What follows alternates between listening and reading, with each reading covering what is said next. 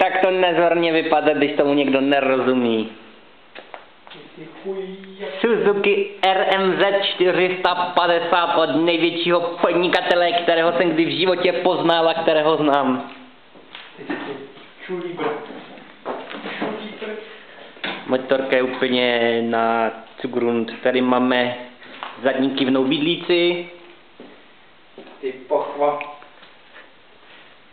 Tady máme plno haraburdí. Tady máme podsedlovku.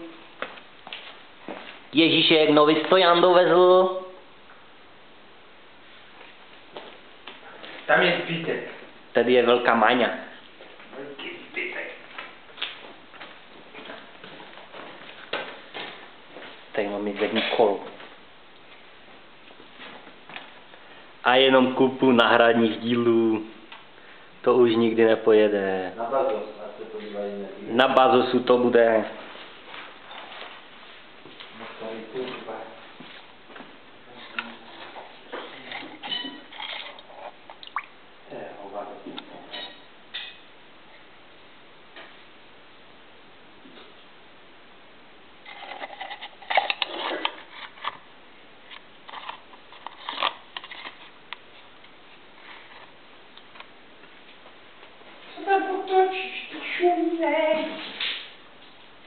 Nebezpečí vybuchů.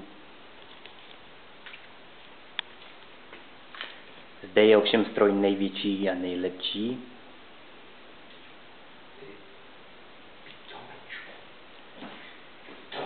To je dílna, jak má být. A tady je hlavní adept na sochu. Servisní technik, ladič největší. Kdybyste potřebovali něco, klidně se ho ptejte. Běžte do piče. Dej to!